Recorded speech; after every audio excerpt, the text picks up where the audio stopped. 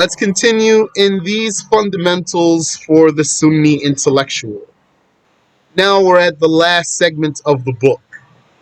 And the author says, may Allah have mercy on him, some rules and arguments. So now we basically just have few pointers to end the book. Some of these are rules, and some of these are arguments, and some of these are advice for the Sunni intellectual. Now, some of these pointers, they might be challenging for your mind. So put your thinking cap on, because, I don't know if we're going to finish this tonight, but I don't want to go slow. But if you need me to repeat anything, let me know. The first benefit for your intellect is that Godhood can be explained in three ways. Godhood, which is the attribute of God, can be explained as the power to create, or being entitled to be worshipped, or absolute independence. The power to create means the power to bring substance into being from nothing by mere will, without effort or tools. The one who can do that has Godhood. And anyone who can't do that does not have Godhood. And the one who can do that deserves to be worshipped. And anyone who can't do that does not deserve to be worshipped. And that's one reason why you can't say that human beings create their own deeds. Because if they could create anything, then they would be deserving of worship. And no one deserves worship except Allah. Therefore, no one is creator but Allah. And the absolute independence means God's not needing anything. He doesn't need any of his creations. He didn't create them to benefit from them or because he needs them. And he doesn't use them to ward off harm from himself. That's Godhood. The next point, which is a rule, and it's an argument, every doing has a doer. That's a very basic one. We talked about that towards the beginning of the book. Every doing has a doer. This argument is sufficient. And some of the examples that some people give, you don't need them. That's why it says here, be on alert. If you say every painting needs a painter, every building needs a builder, etc., then your opponent may ask if the painter and the builder have a maker. You have to say yes, or else you're going to be saying Allah has a painter and Allah has a builder. You can't say that. So you'd have to say yes. And then he will say that you are confirming that God has a maker. Because when you say, if you were to say, every painting needs a painter, every building needs a builder, every writing needs a writer, and then you're going to say, and therefore every creation needs a creator. So then if your opponent says, is the painter and the builder created? Does the painter and the builder have a maker? You have to say yes. So suffice with every doing has a doer, and that's enough. And there's another way you could say this. Anything with a beginning could not have given itself that beginning. That's a decisive argument that no atheist can get around. If you could say that to an atheist, and he can get around that and keep arguing with you for the next hour, then you're not strong in this. Once you told him anything with a beginning could not have given itself that beginning, this should stop the discussion. He's going to probably try to get you off of this argument and then just argue something else. So as long as he can't get you off that argument, he can't get away from it. The next pointer is Opposites prove God's oneness or uniqueness. Opposites prove God's oneness, his uniqueness, his individuality. How so? Because one human, for example, can't be alive and dead at the same time. He can't be moving and still at the same time. The only way he could be moving and still at the same time is if there was one God making him move and another God at the same time making him stand still. But he can't move and stand still at the same time, so then that means there's only one God. Yani, we could elaborate on this from different angles, but I'll suffice with that. If you have a question, go ahead. Now, the next pointer is on the topic of opposites. The simultaneous negation of opposites is not impossible unless they alternate on the subject. The simultaneous negation of opposites is not impossible unless they alternate on the subject. So these pointers, you want to memorize them as they are. What does that mean? So first of all, what are opposites? Like motion and stillness. Okay. So simultaneous negation means to deny both of them at the same time. So any person with a weak mind and an unsound reasoning would say to you, you cannot negate opposites at the same time from the same subject. Subject means whatever you're talking about. So if the subject were God, the subject were God, then this person with a weak mind would say, you can't negate that God is moving and still at the same time. You can't negate that God is inside the world and outside the world at the same time. You can't negate both of those at the same time. Negate here means deny. He's saying, how can you deny that God is not in the world and he's not out of the world? And how can you deny that God is connected to the world and disconnected? How can you deny both of them? To say he's not connected to the world and he's not disconnected from the world and he's not inside of the world and he's not outside of the world and he's not moving and he's not still. This one with a weak mind would say, this is impossible. You can't negate opposites at the same time for the same subject, for one subject. He would say, just like you can't say about yourself, you're neither inside of the masjid nor outside of the masjid. That's impossible. You can't say about yourself, you're neither moving nor still. That's impossible. He would say, so don't say about God that he's not moving and he's not still, and he's not inside the world nor outside the world, and he's not contacting the world nor separate from the world. You can't negate opposites simultaneously for one subject. So that's what someone might say to you. That the simultaneous negation of opposites is impossible. And what's right is that it's not impossible unless they alternate on the subject. Unless they alternate on the subject. There's a condition. It's only impossible if they alternate, those two opposites, if they alternate on the subject. So that means that, yeah, it is impossible that you are neither in the masjid nor outside of the masjid. And it is impossible that you are neither moving nor still. That's true. But you can't compare God to the creations and then say that therefore you can't do that for God.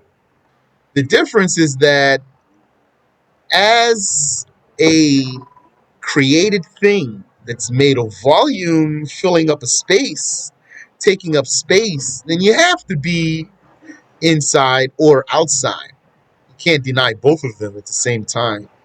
And since you are some being of volume filling a space, then you have to be moving or still. You can't negate both of them at the same time, or else you'd be negating your own existence. That's because these opposites alternate on you. But being inside of something and being outside of something don't alternate on God. And movement and stillness don't alternate on God. Because what would make those alternatives for God would be being a body. Then he would have these alternatives, moving and stillness and being inside and being outside. But since he's not a body, then none of those apply. Since he's not a body, then moving doesn't apply, and being still doesn't apply. And being inside doesn't apply, and being outside doesn't apply. And being in contact doesn't apply, and being separate does not apply. Just like you could say about a wall that it's not knowledgeable and it's not ignorant. You could say about a wall, it's neither knowledgeable nor ignorant. And you could say about a wall, it's neither seeing nor blind. The wall is not blind because it doesn't see. Rather, it doesn't see and it's not blind either. So if you say, how's that? How's the wall not blind if it doesn't see? The answer is because the wall is not alive. Seeing and blindness are only considered after you consider life. Being knowledgeable or being ignorant are only considered after you consider life. So if something's alive, then you could say knowledgeable or ignorant, seeing or blind, hearing or deaf. But if it's not alive, then there's no impossibility in negating both opposites at the same time. The next pointer, saying that God changed means that he got better or worse. That's pretty easy. It's not a difficult one. If he changed, he either got better or he got worse. So what if someone says to you, why is it not valid that he changed without getting better or worse? Someone might say, I declare that something that God, for example, could change without getting better or worse. So the answer is, if the change didn't make him worse, then it means he got better. So then the person might say, why? Then the answer is, because if he changed, that means he got an attribute that he didn't have before. And if this new attribute doesn't make him worse, then having it is better than lacking it. Because having is better than lacking. Having is better than lacking. So if he changed and he got an attribute, and this attribute didn't make him worse, then it means he got better. And if he got better, it means he used to be worse. So then God does not change. He is the eternal, unchanging one. I think that's clear. So if you have a question, go ahead. The next pointer for your mind is existence either has a beginning or not. So that's a fundamental for you. You have to keep that handy. Okay, Yanni, that should be clear. Okay, so if it has a beginning, that means it's created. If it doesn't have a beginning, then that means we're talking about God. And that's it. So if we are talking about God, then it means he exists without a beginning. We're going to call that eternality. Now, the next rule is Whatever is confirmed to be eternal could not possibly be non-existent.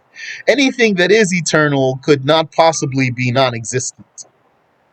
Goes back to the first sentence here. Existence either has a beginning or not. So if you say an existence with a beginning, that means there was non-existence before the existence. So if you say existence without beginning, then this means there was no non-existence. So the rule is whatever is confirmed to be eternal, then non-existence is impossible for it. Anything confirmed to be eternal could not possibly be non-existent. I think that's clear. Also, whatever has no beginning has no end. Anything without a beginning does not have an end. Okay. And whatever has an end has a beginning. If something has an end, it has a beginning. And if something has no beginning, then it has no end. But it is possible that something that has a beginning has no end. Something with a beginning could have an end or could not have an end. Something with a beginning could have an end, like this world will come to an end. Or could not have an end, like paradise and hell. They have a beginning, they don't have an end.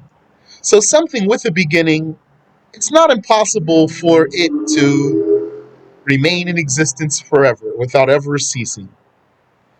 And it's not impossible that it could cease to exist. But if something has no beginning, then it cannot have an end. Because if it has no beginning means there was no non-existence for it. So if there's no non-existence for it, then that means that coming to an end is impossible, because coming to an end means non-existence comes after it. And anything that does have an end for sure has a beginning. That's why beginningless chain is impossible. We're going to come to talk about that. The next pointer. The 13 attributes are proven either by God's doings or by the necessity of attributing perfection to him. God's doings means his creating. And the necessity of attributing perfection to him means you have to negate imperfection for him. Perfection is one of his eternal attributes. So all the 13 attributes, you can prove them this way or that way. So let's look at them. Existence. What's the proof that God exists? The existence of the creations. The existence of the creations. Eternality. Existence without a beginning. What's the proof that he exists without a beginning? Because if he had a beginning, then he would be created. If he's created, then that means someone created him. That means he's inferior. He's inferior to his creator. And that's against the necessity of attributing perfection to him. And he exists without an end. Because if he had an end, then it means he's imperfect. He could die, for example, or he could be destroyed. And he has a limit. And he's one without a partner. If he was not unique and individual, then this world, if he had a partner, then this world would be glitching. We already talked about how opposites prove the oneness of God. So if he had a partner, that means that one of them could make you sit down and one of them at the same time could make you stand up, which is impossible. You can't sit down and stand up at the same time. So if the creator had a partner, then the world would be glitching. So then it means the world wouldn't be able to come into existence.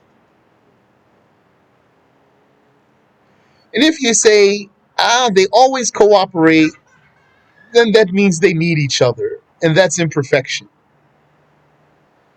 And he is attributed with dissimilarity. If he had a similar, then whatever could happen to his similar could happen to him. That's an imperfection. We'll come back to talk about that, so I won't go far there. And he has the absolute independence. If he wasn't independent, he would be needy, and being needy is imperfect. And he's attributed with life.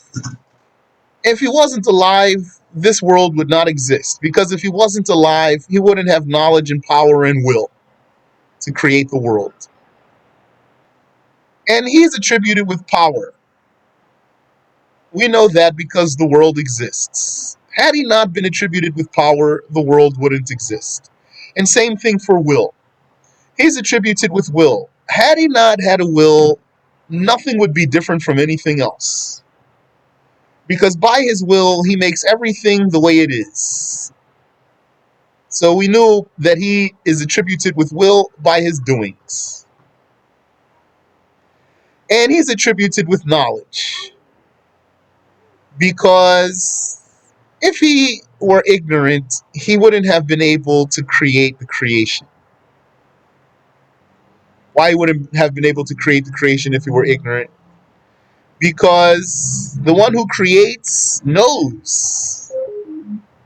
Yani, you can disprove that someone created something if you can prove that he's ignorant about it.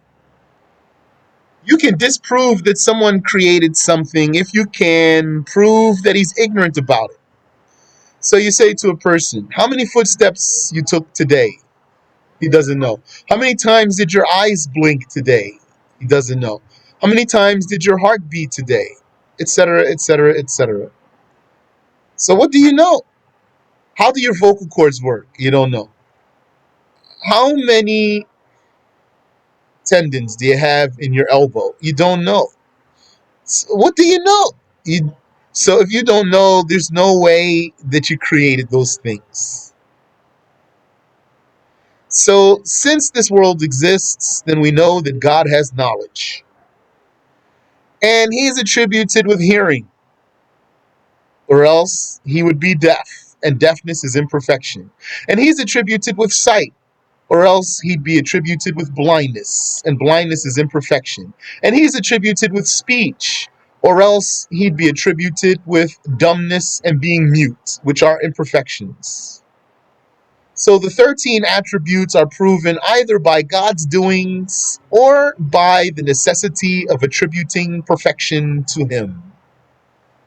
How's it going? Everything clear so far? Yes, Sheikh, it's clear. Very good. Alhamdulillah. The next pointer. Existence and non-existence are equal for a possibility. That's the strong saying. Existence and non-existence are equal for a possibility, like a door being opened or closed. When you think of a door, is it more likely that it's opened since it's a door? Or is it more likely that it's closed since it's a door? Neither is more likely. There is no reason for the door to be opened or closed by itself. Like that, existence and non-existence are equal for a possibility. Anytime you're talking about something being possible, then existence and non-existence are equal for it as a possibility. Non-existence, so what we're saying here is non-existence is not more likely for a possibility, though some scholars said it is, since creations come from nothingness. So all the creations are mere possibilities. Every creation is something possible. It happens and it could stop happening, so it's possible. But every creation, before it existed, it didn't exist. So for this fact, since every creation before it existed, it didn't exist, some scholars said non-existence is more likely for a possibility. But this is not true. This is not accurate. And the interesting thing about this point here is that in this case, this statement, which is not accurate, makes our argument stronger. This is a case where the least accurate statement makes the argument stronger. How's that? Annie, what's the argument? The argument is that God exists. That's going to be the argument. The argument is that God exists. How you prove God exists? Because possibilities come and go. So it means there must be someone who makes these possible things happen and make them stop happening. People, animals, plants, wind, seasons, sickness, health, wealth, poverty, all these things coming and going, starting and stopping. So this means God exists. And if it were more likely that a creation is non-existent, if it's more likely that a creation is non-existent, then that means for sure God exists. Because anytime creation comes into existence, it means someone must have made it come out of that likely state of non-existence. If you want to say non-existence is more likely, then when something really does exist, that means there had to have been someone who made it become existing. There must have been someone who got it out of that more likely state and brought it into being. So, yeah, I'm going to repeat now. So, you might say, well, this sounds very convincing. Why don't we just say non-existence is more likely? The answer is because even if something didn't exist, Allah could have made it exist when it wasn't existing. When something did come into existence, yes, it came into existence after non-existence, that's true. But when it came into existence, Allah could have made it come into existence earlier. Or He could have made it come into existence later. So, since He could have made it come into existence earlier, then this proves that the non-existence is not more likely. Rather, existence and non-existence are equal for a possibility, for creation. So, if you use yourself as an example here, if you take the weaker saying, you'd say, okay, I exist now. Yes. And for sure, I didn't exist before. Yes. And since for sure I didn't exist before, and in fact, every single created thing that exists didn't exist before, then the non-existence is the origin and the source and the base. So then non-existence is more likely. So if you took that saying, it could be said to you, but even at the moment when you did come into existence, if Allah willed, you could have come into existence before that, a moment before that, or a moment before that, or 2 moments before that, or 5 moments before that. So your non-existence doesn't have priority over your existence as a creation. So the strong saying is that non-existence doesn't have priority over existence for a creation, like a door being opened or closed. Door is not going to be more likely open or more likely to be closed. It needs something to put it that way. And the creation is not going to be more likely non-existent. Because when it was non-existent, if Allah willed, He could have made it existent when it was non-existent. But He made it exist at the time it came into existence. So the rule here is the strong rule is existence and non-existence are equal for a possibility. Is that clear? Yes, Sheikh, it's clear. Okay, alhamdulillah. Next point. A beginningless chain is when every event depends on a prior event, yani without exception. When every event depends on a prior event, that's a beginningless chain. Someone would say to you, you see this day we are existing in? You'd say, yeah. And they might say, wasn't there a day before it? You'd say, yeah. And he says, wasn't there a day before that one? You'd say, yeah. And he'd say, okay then. So every day needs a day before it. You say, no, that's silly. And you say, why is silly? You see right now, every day had a day before it. You would say, what are you, an atheist or something? Don't you know God created everything? There had to have been a first day. Don't be silly. There must have been a first day. If there wasn't a first day, that means today doesn't even exist. If there was never a first day, that means today doesn't exist. So a beginningless chain is when every event depends on a prior event. And that is always invalid. Always. Beginningless chain is always invalid. Yani, that means if you find a scenario that leads to a beginningless chain, then that scenario is itself impossible. Like to say that the world has no beginning. That's what we just tackled now.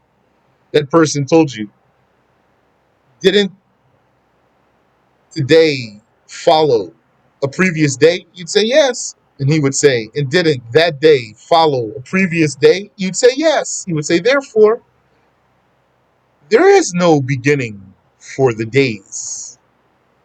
You'd say to him, no, that doesn't make any sense.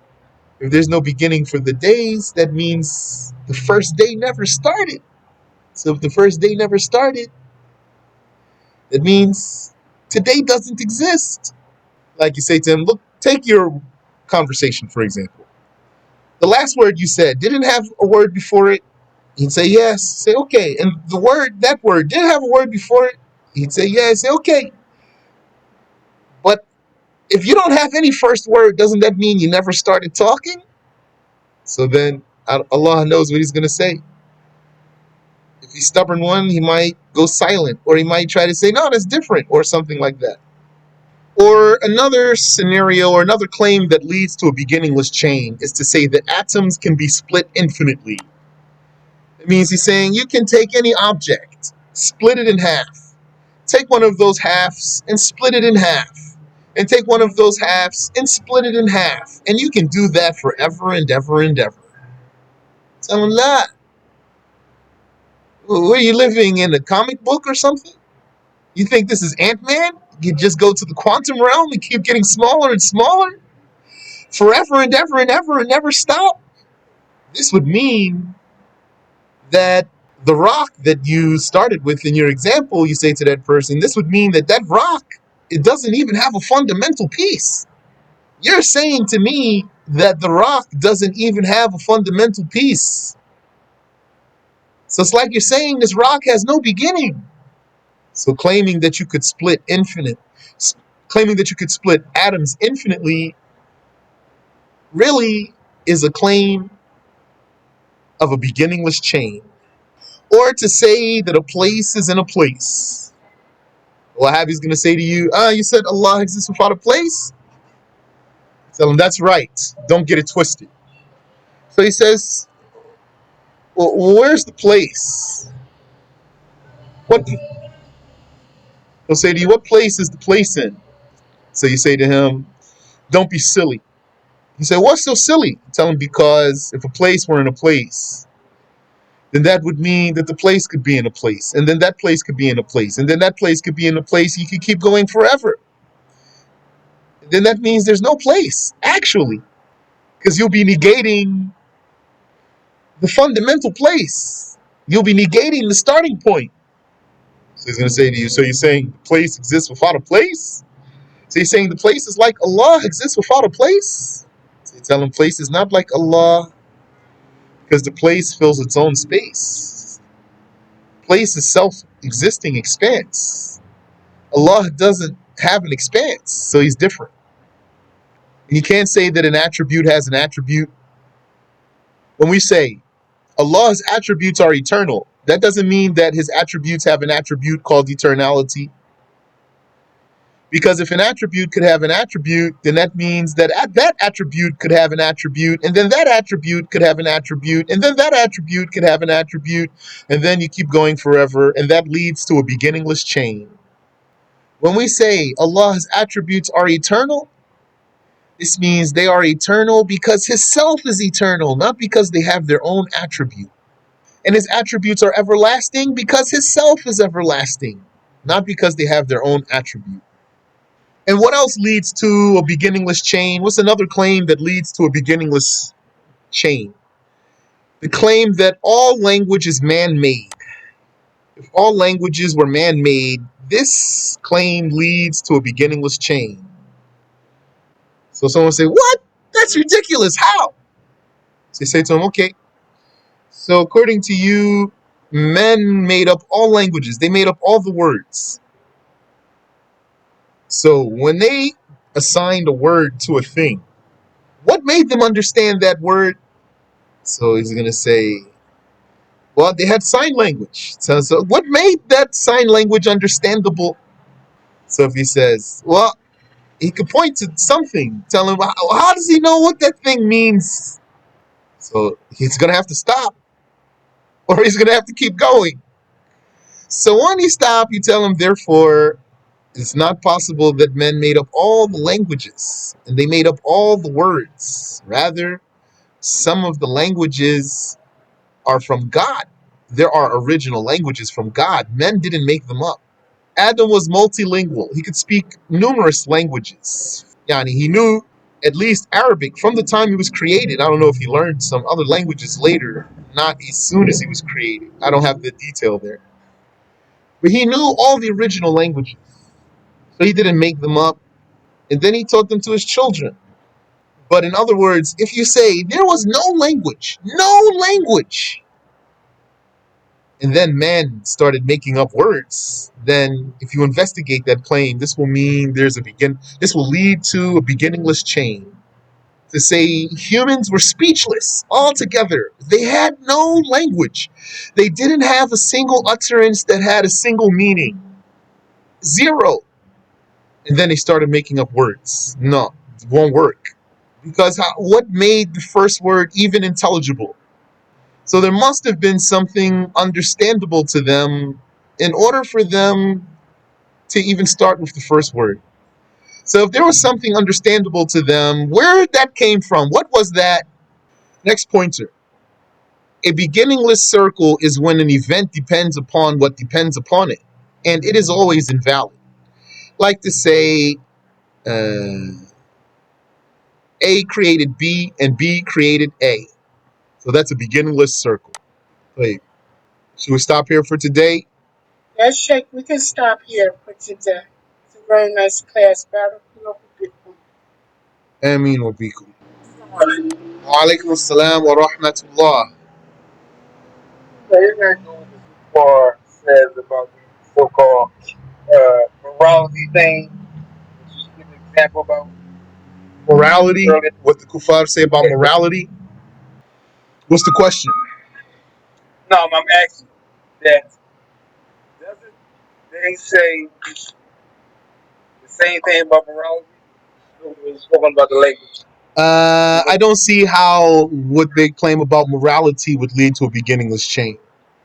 They basically, when they talk about morality, they believe that they are able to determine on their own what's good and what's bad.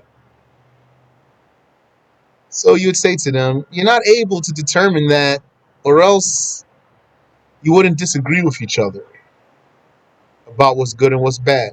If you were able to determine what's good and what's bad in reality, you wouldn't disagree with each other about what's good and what's bad. So then, that's it. So if he says, no, you're going to disagree, we're humans, we're going to disagree, I'd say to him, so you don't even know what you're saying. And probably it's not a good idea to talk to this person. I'd say you don't even know what you're saying. If you could determine from yourself what's good or what's bad, that means another person can do it too, and a third person can do it too. So if you determine that something is bad, if it really were bad, then why did the other person determine that it's good? So this means you can't do it. You're not able to. But then he would say, so I need somebody to tell me that murder is wrong, and I need somebody to tell me that stealing is wrong. So I'd say to him, what do you say to a person who thinks it's okay to kill people? You're going to tell them it's wrong, right? Aren't there people who think it's okay to kill people? They think it's okay to take other people's stuff. Yeah, they think it's okay. They think they can do it. So what you're going to do? You're going to tell them. You're going to say, no, you can't do it. So yes, you do need someone to tell you that murder is wrong. So if he says, no, I can know it in myself. Then you say, which this is really the issue here. You say, but you don't have a proof. He says, I don't need a proof. Tell him then the person who thinks it's okay to murder you, he doesn't need a proof.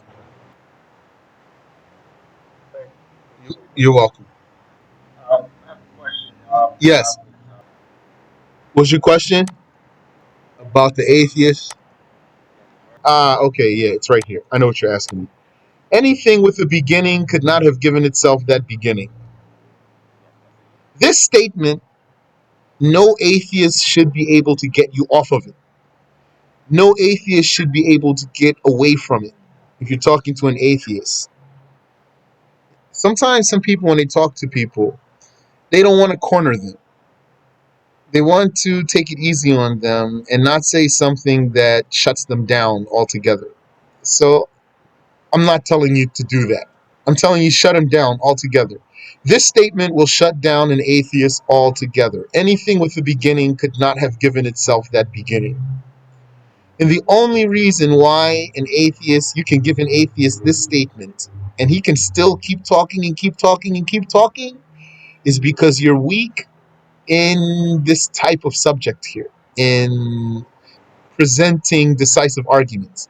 It would be because you're weak in presenting decisive arguments. This statement is invincible. Anything with a beginning could not have given itself that beginning. This statement is invincible. So there's no reason, there's no good reason an atheist can get away from this statement. If he does, because you're weak. So I suggest you study these, brothers and sisters. Now you just listen to them, but study them and memorize them so that they become a part of you. That's going to help your mind improve. These rules right here, this is protein for your mind. All these pointers are protein for your mind. If you memorize these and understand them, all it's going to do is improve your mind. سبحانك اللهم وبحمدك أشهد أن لا إله إلا أنت أستغفرك وأتوب إليك